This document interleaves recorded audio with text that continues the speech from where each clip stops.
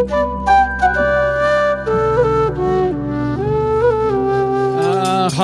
Krishna, Krishna Krishna, Hare Hare, Hare Ram, Ram Ram, Hare Hare.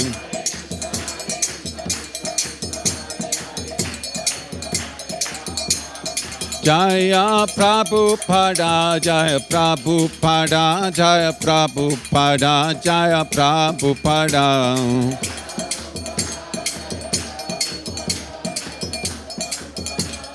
Nitai Gaur Hari Bol, Hari Bol, Hari Bol, Nitai Gaur Hari Bol.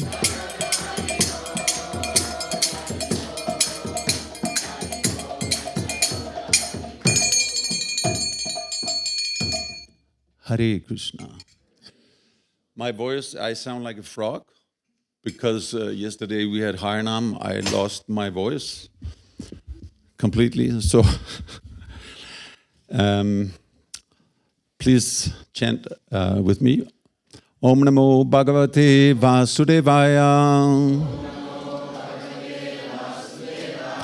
Om Namo Bhagavate Vasudevaya.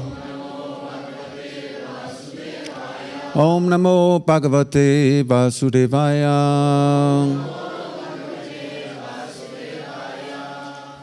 So as I said, we are reading from this invocation mantra from the Isopanishad. Om Purnam Adaha Purnamidam Purnat Purnam Udachyate Purnasha Purnam Adaya Purnam Eva Vasishyate. Translation: the personality of Godhead is perfect and complete. And because he is completely perfect, all emanations from him, such as this phenomenal world, are perfectly equipped as complete wholes. Whatever is produced of the complete whole is also complete in itself. Because he is the complete whole, even though so many complete units emanate from him, he remains the complete balance. Purport by His Divine Grace, Srila Prabhupada. The complete whole, or the supreme absolute truth, is the complete personality of Godhead. Realization of impersonal Brahman or of Paramatma, the super soul, is incomplete realizations of the absolute complete. The supreme personality of Godhead is Sat Chit Ananda Vigraha.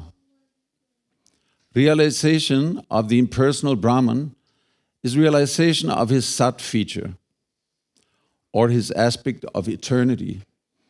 And Paramatma realization is realization of his Sat and Chit features, his aspects of eternity and knowledge. But realization of the personality of Godhead is realization of all transcendental features, Sat, Chit, and Ananda, bliss. When one realizes the Supreme Personality, he realizes these aspects of the Absolute Truth in their completeness. Vigraha means form. Thus, the complete whole is not formless. If he were formless, or if he were less than his creation, in any other way, he could not be complete. The complete whole must contain everything both within and beyond our experience. Otherwise, he cannot be complete. The complete whole, the personality of Godhead, has immense potencies, all of which are as complete as he is. Thus, this phenomenal world is also complete in itself.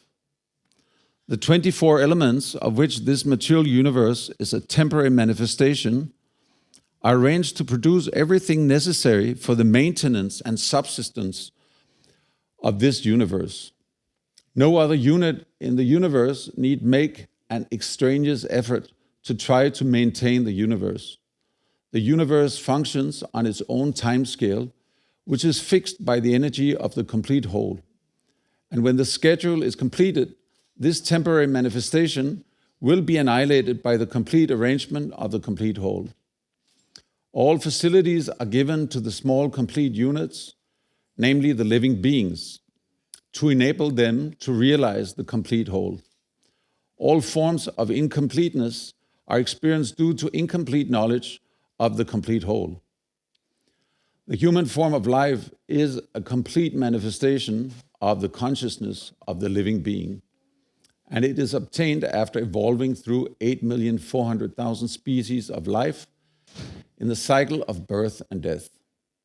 If in this human life of full consciousness, the living entity does not realize his completeness in realization to the complete whole, he loses the chance to realize his completeness and is again put into the evolutionary cycle by the law of material nature.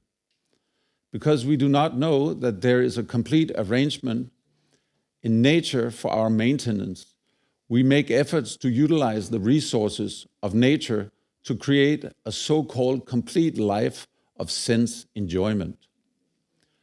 Because the living entity cannot enjoy the life of the senses without being dovetailed with the complete whole, the misleading life of sense enjoyment is illusion. The hand of a body is a complete unit only as long as it is attached to the complete body. When the hand is severed from the body, it may appear like a hand, but it actually has none of the potencies of the hand.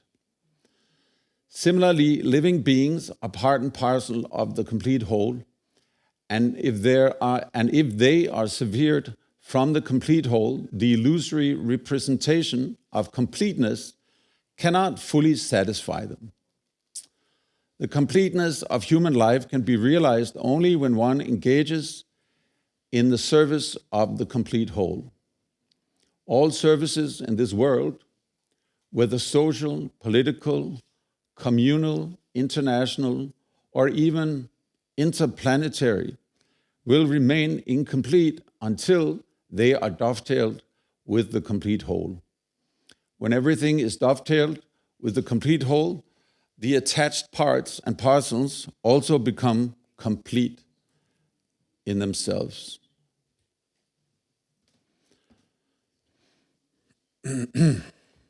So there's a lot of completeness here. And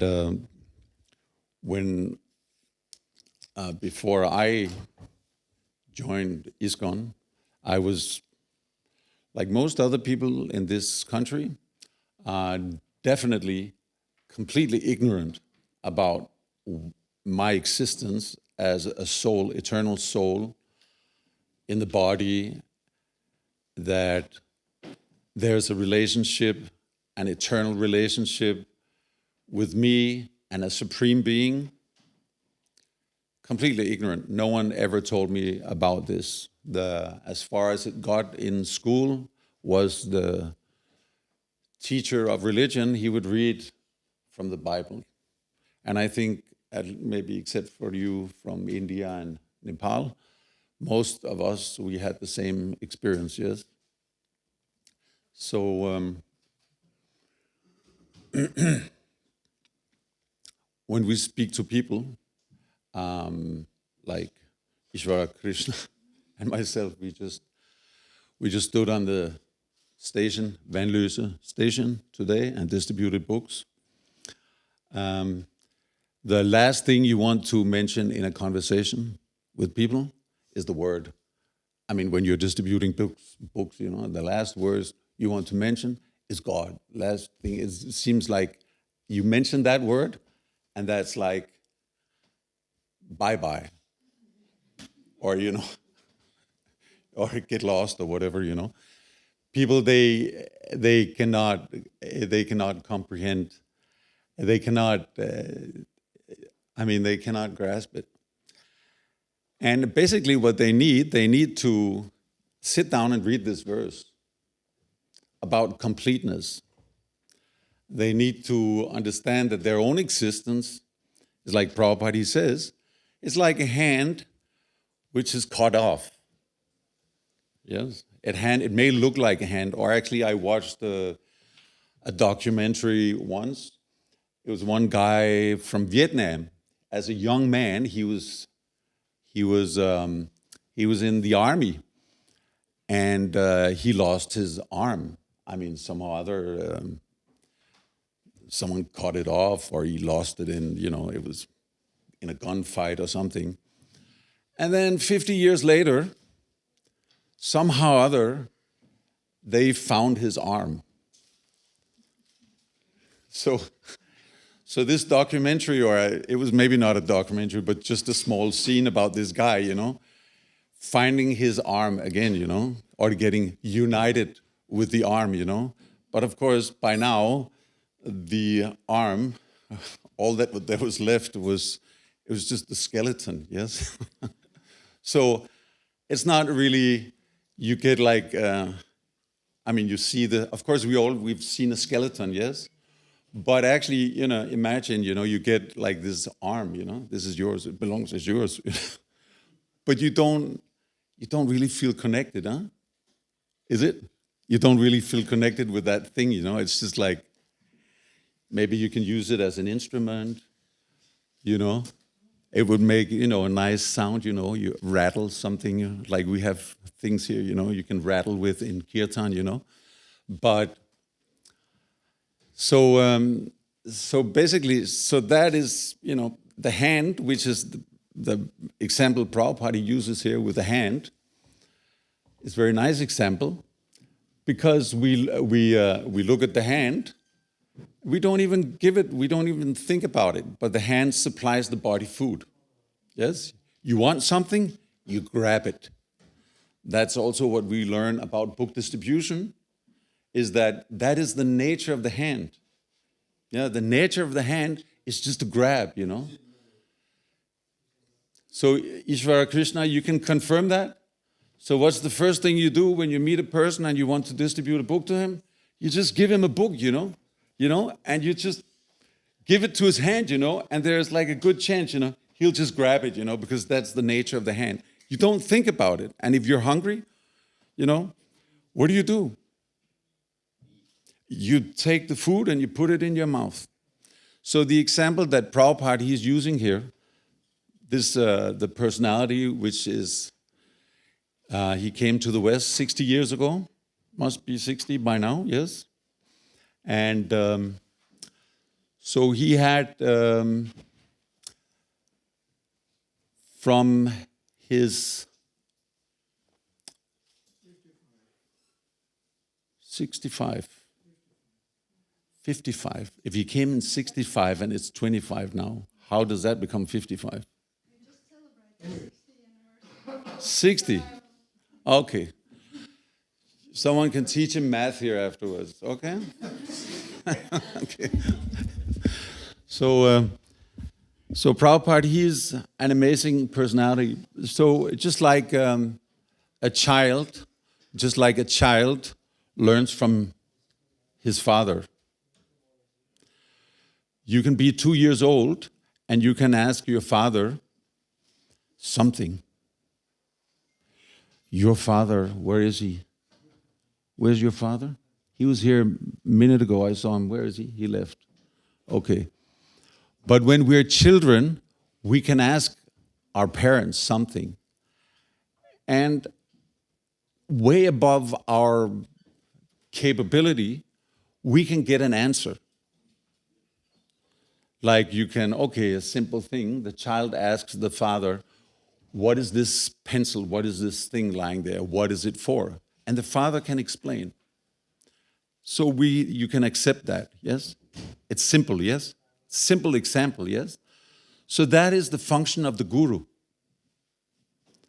The function of the spiritual teacher is to explain the student about transcendental things. Because we don't have any access to these things. Because we are identifying with a body which is just like this skeleton thing that came back to the man, the arm, is clearly disconnected, and in every way, it is disconnected, no use. So when we are not informed of these spiritual matters, these spiritual things, then we are also connected in our consciousness. Prabhupada, he mentions in this purport here, in the explanation, that we as human beings, we have full consciousness. We have full consciousness. And that means that we actually have the ability to understand these things compared to animal species or fish species. You cannot explain a dog or a tree anything. You can give them food or you can give them water, and they will appreciate that. You can see but you cannot speak with them, obviously. So in the human form of life, we have full consciousness. And that means that we can actually have a conversation about these things. But what we need is, most of all, we need a spiritual teacher, a proper teacher, who can advise us and direct us and give us that simple, very simple information. It's quite simple. I can quote some verses which gives us an idea, like this verse also gives us an idea of what is God, who is God. Because the thing is that unless we accept the existence of God, then we cannot understand the soul. So that means that skeleton part, or the hand or whatever it is, it doesn't make any sense without understanding its connection with the body. And of course, when the skeleton arm has been disconnected for 50 years, it doesn't make any sense. But the guy, he feels still some attachment. My arm. But that is the connection we have with the body and reality. We look at the body and we think, that's me. What else do we have? Yes?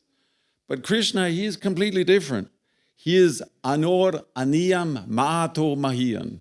Krishna, he is Bhoktaram Yakya Tapasam Sarva Loka Maheshwaram.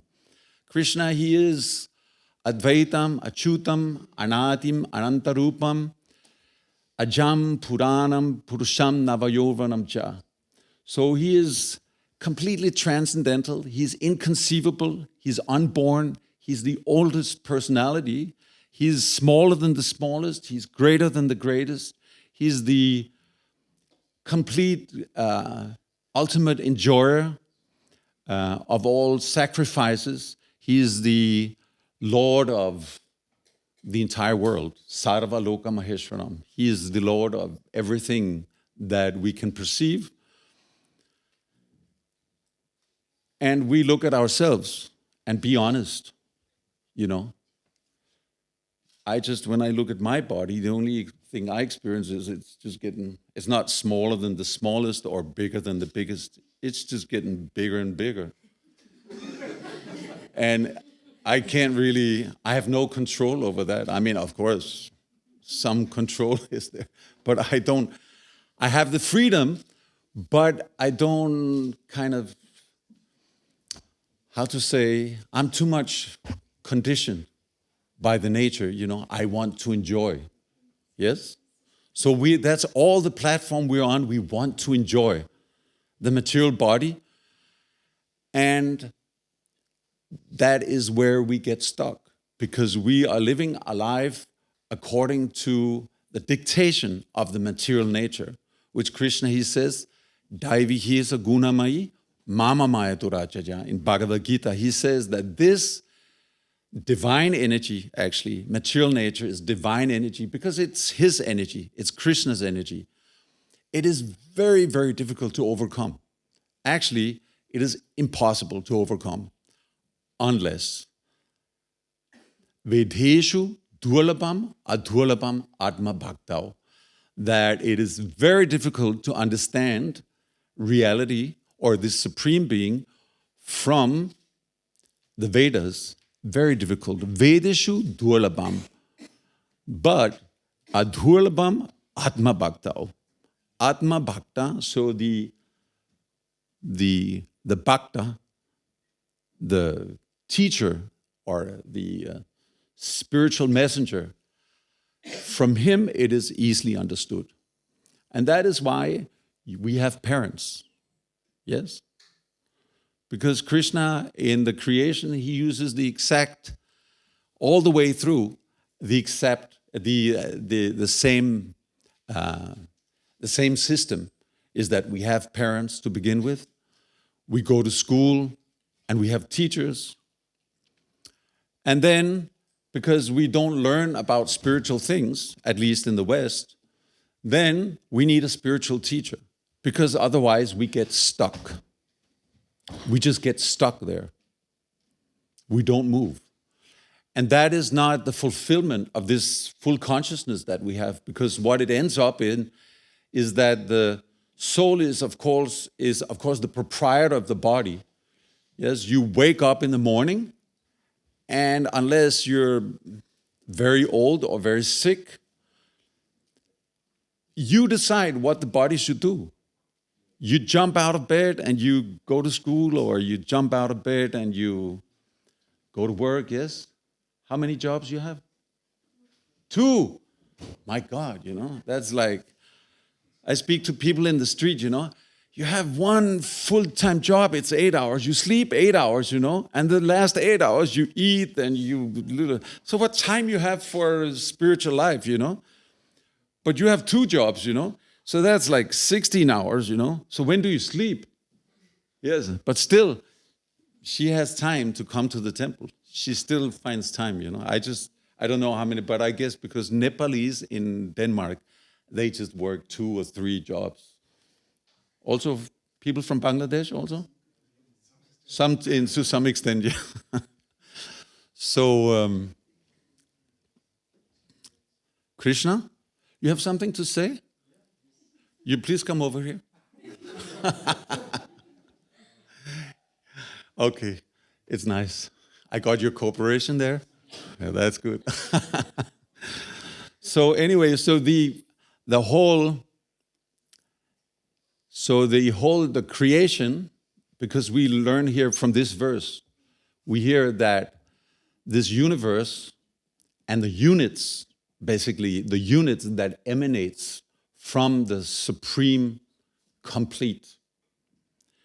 And that is both the phenomenal world, or what we can see around us, the universe, or universes, with all its planets. And then it's all the living entities. And they are of 2 different natures. Yes, there's the material manifestation, and then there's the spiritual parts and parcels of Krishna. So, but what we learn from this verse, they're both complete,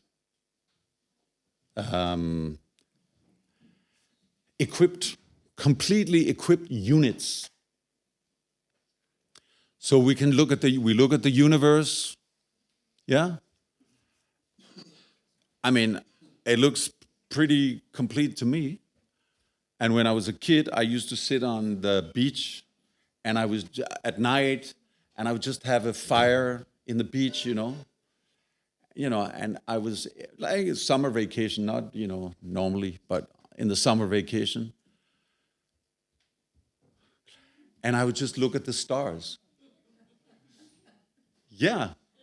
And I would imagine that now I'm sitting inside this enormous body.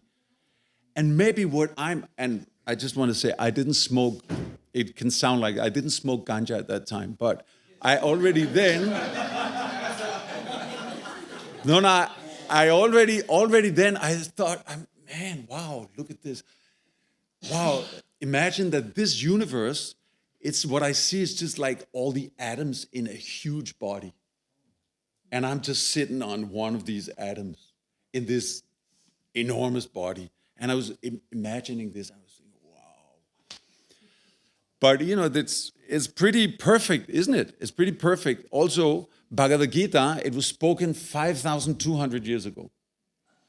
So how do we know that? Yes, because inside in the Mahabharata, it says what was the constellation of the stars on that day when the Bhagavad Gita was spoken. So that is what the universe is also. It is a gigantic clock that we can, by knowing it and the constellation, then we can understand also time from that. Yeah. So it's not just coincident that it's like that. We look at this planet, it is perfect in whatever you can try to, kill all the plants, but still they come, all these people with houses and you have gardens, you try to kill all the weeds, but they just keep coming, And the whole planet is like that. We all know, the clouds, and, the sun and the distance from the sun and the temperature, there was just like a small, diversion.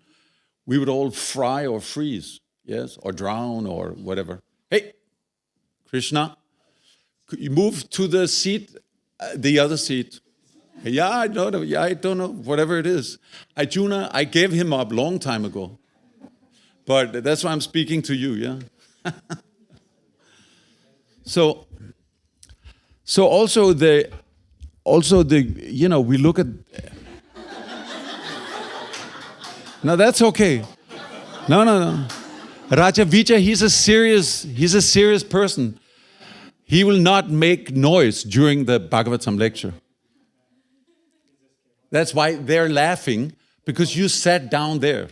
Because I just split them apart. But you came, but it's perfect because you just came and you sat down there at the right time.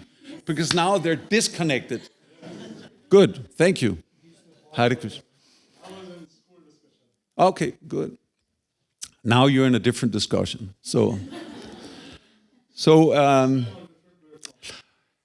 Anyway, so we look at the body. Just you look at one cell, If you know anything about, biochemics or anything, one cell is like a whole factory. Just one cell. Yes.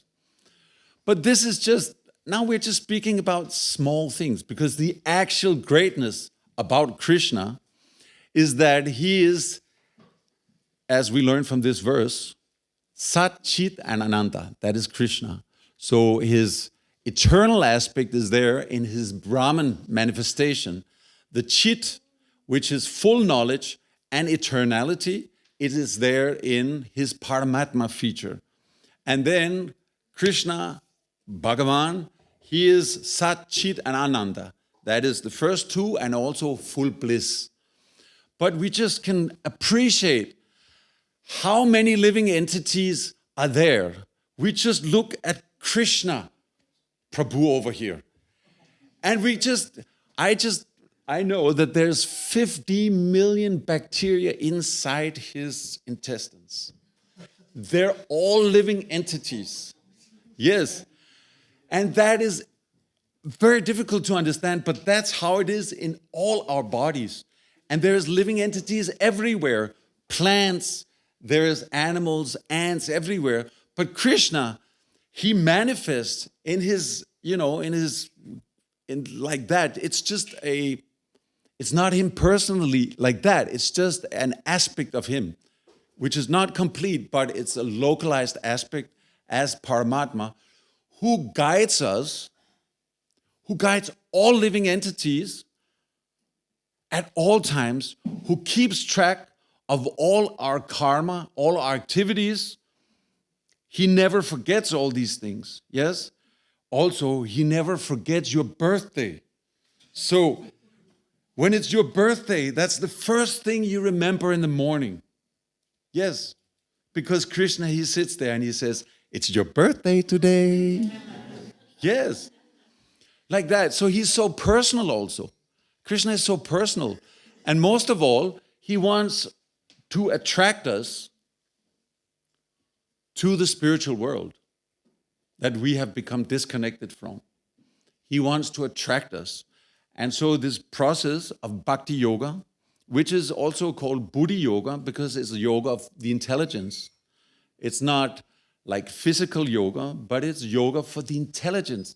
That these things about the soul and the soul's connection with Krishna is that we can understand and appreciate that what we come from, of course, our parents, their parents, were parents and parents and parents, but ultimately, persons come from persons. So we all came from a person.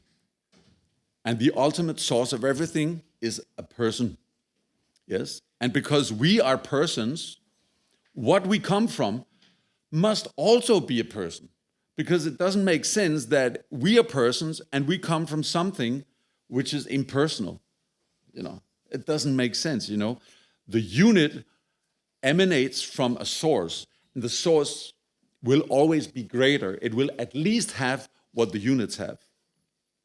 And Krishna, when he, also this verse says very nicely, when he does so, you could think that, Krishna, he splits up in so many ways, how many Paramatmas are there, he's Achintya, unlimited. You know what that is? Unlimited? Unlimited.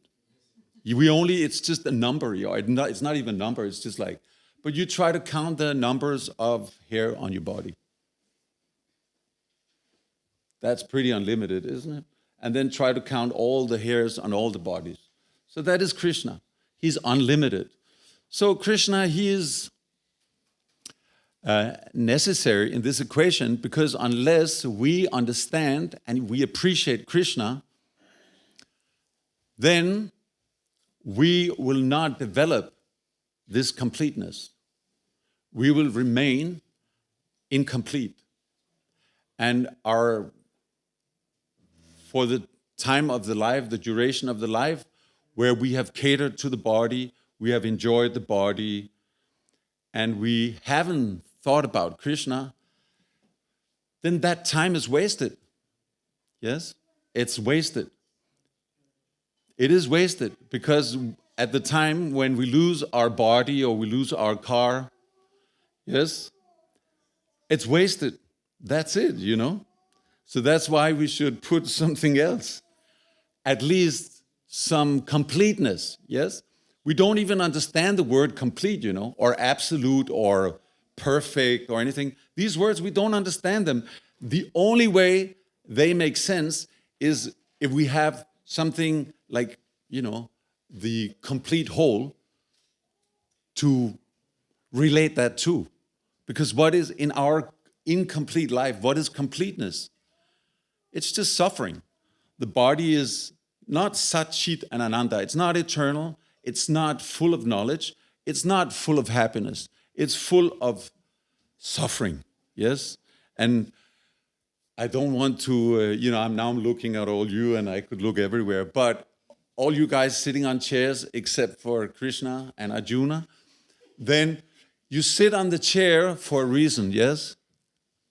Yes, because old age and all that, and you don't mention, ages and like you don't mention numbers or anything, but it's just like that. We realize it, but when you're young, you think, I don't have to care about this, but then suddenly you have to sit on a chair, or you have to roll in a chair or, stick or whatever. And that is the outcome of the body. And when you're young, you just don't want to give that, you don't want to. But that's an intelligent person. He will think, I will end up like that. I mean, not that it's the end, but but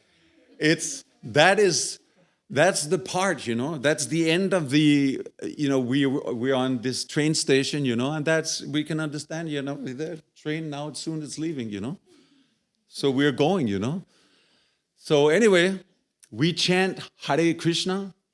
That is how to grasp Krishna and he is so kind that he has, in this age, he has incarnated in the form of a mantra. And we will now sing this mantra, or repeat this mantra, yes? While the beats are going around.